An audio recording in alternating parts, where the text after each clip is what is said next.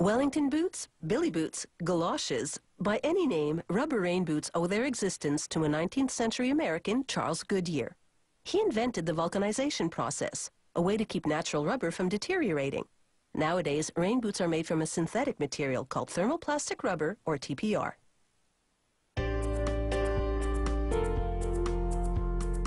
They're functional, even fashionable.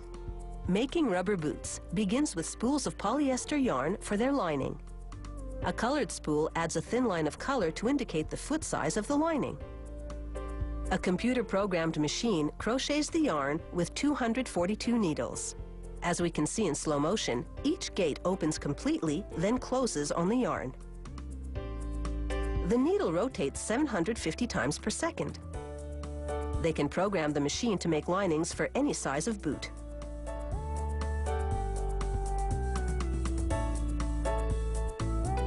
For quality control, workers spot check a few linings from every batch.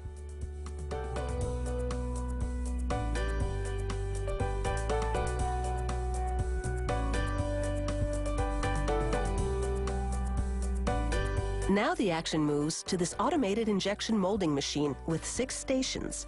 Each one produces a pair of boots. Workers carefully roll a pair of linings onto each station's foot form, called the last. These lasts will create the space inside the boot for the lower leg and foot. A 5-part boot mold closes around the foot last, then a high-pressure injection screw pushes in melted synthetic rubber, first in the soles, then in the upper boot. The company lab regularly tests samples of the synthetic rubber pellets that feed the injection machine to make sure they melt and flow well. The lab technician pours in some pellets, melts them, then pushes in a piston to extrude the molten rubber. The machine measures what's called the melt flow index.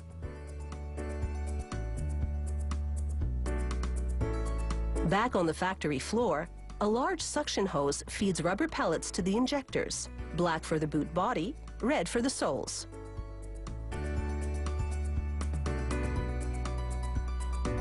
And at this factory, nothing goes to waste. It recycles rubber leftovers or rejects of all colors into a batch of black rubber. The suction hose sends the pellets into a hopper, which feeds the barrel of the injection unit. The heating bands inside the barrels melt the pellets at 200 degrees Celsius. Then, at the precise moment the mold arrives, the injector shoots in the molten rubber. Giant clamps apply pressure for about 10 seconds, then release. A hydraulic cylinder pushes up the last, helping to extract the boots. Then it's quickly on with new linings for the next pair. Total molding time, just 30 seconds.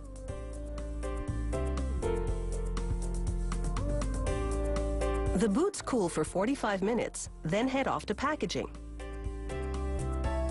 They make one stop along the way at the pad printing machine to get the company's logo. Elsewhere in the factory, a seamstress carefully constructs a patterned boot lining. The factory crochets white linings in a continuous roll, then has another company print on the design. The trickiest part is shaping the toe, because she has to curve and cut the material at the same time.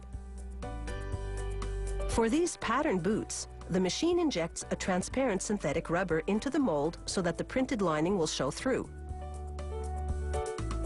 The mirror finished surface of the mold cavity produces a high-gloss boot. The printed boot requires more work and costlier materials and is therefore more expensive. After the molding, for example, it has to go to the trimming station. There, a worker shaves off excess material from the top of the boot. Then he sews on a fabric binding to sandwich the lining.